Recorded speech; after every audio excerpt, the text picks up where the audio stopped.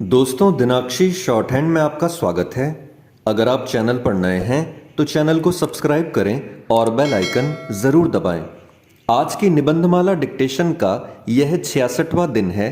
अगर आपको उस डिक्टेशन की एडवांस आउटलाइंस और वाक्यांश की आवश्यकता है तो आप हमारा पेड बैच ज्वाइन कर सकते हैं। हमारे पेड बैच को ज्वाइन करने के लिए आप डिस्क्रिप्शन बॉक्स में दिए गए मोबाइल नंबर पर व्हाट्सएप कर सकते हैं। तो चलिए डिक्टेशन को स्टार्ट करते हैं। डिक्टेशन 5 सेकंड बाद स्टार्ट होगी। Ready, start. भारतीय इतिहास में सुभाष चंद्र बोस एक महान व्यक्ति एवं बहादुर स्वतंत्रता सेनानी के रूप में विख्यात हैं। भारतीय स्वतंत्रता संग्राम में उनका योगदान अविस्मरणीय है। उनके द्वारा दिया गया नारा "तुम मुझे खून दो, मैं तुम्हें आज़ादी दूंगा" उनकी क्रांतिकारी सोच को दर्शाता है।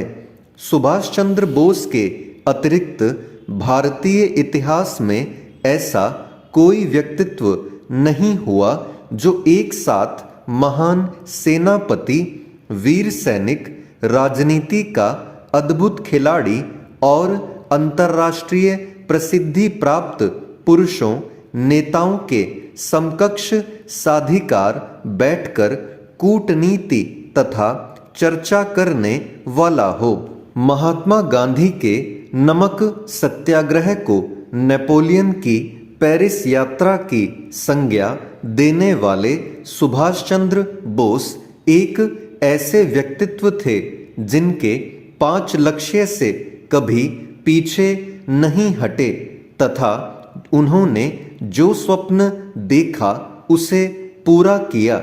महान व्यक्तित्व सुभाष चंद्र बोस का जन्म 23 जनवरी 1897 को उड़ीसा प्रांत के कटक शहर में हुआ था। उनके पिता जानकीनाथ बोस एक प्रसिद्ध सरकारी वकील थे जिनके पूर्वज पश्चिम बंगाल के 24 परगना जिले के केदालिया गांव के निवासी थे। सुभाष चंद्र की प्रारंभिक शिक्षा कटक में ही हुई थी। आगे की शिक्षा के लिए उन्होंने कलकत्ता के प्रेसिडेंसी कॉलेज में प्रवेश लिया। उनके पिता चाहते थे कि बोस प्रशासनिक अधिकारी बने। अपने पिता के इस स्वप्न को साकार करने के उद्देश्य से कलकत्ता विश्वविद्यालय से बीए की डिग्री प्राप्त करने के बाद वे इंग्लैंड चले गए और वर्ष 1920 में भारतीय सिविल सर्विस की परीक्षा में चौथा स्थान प्राप्त किया। उस समय आईसीएस की परीक्षा पास करना आसान नहीं था। इस महत्वपूर्ण उपलब्धि को प्राप्त करने के बाद भी उन्हें अंग्रेजों के अधीन कार्य करना स्वीकार नहीं था, अतः उन्होंने यह नौकरी करने से इनकार कर दिया और देश के स्वतंत्रता संग्राम में कूद गए। अंग्रेजों के विरुद्ध अपने संघर्ष की शुरुआत करते हुए सुभाष चंद्र बोस देशबंधु चित्तरंजन दास के सहयोगी बन गए।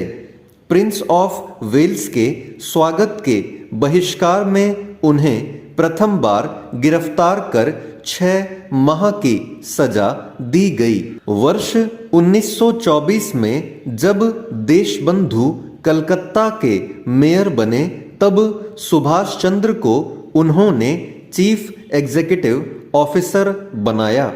उनके स्वतंत्रता उन्मुखी कार्यक्रमों एवं क्रियाकलापों से भयभीत होकर सरकार ने उन्हें उसी वर्ष फिर गिरफ्तार कर जेल भेज दिया, पर वह उन्हें अधिक समय तक कैद नहीं रख सकी और 15 मई 1927 को उन्हें रिहा कर दिया गया।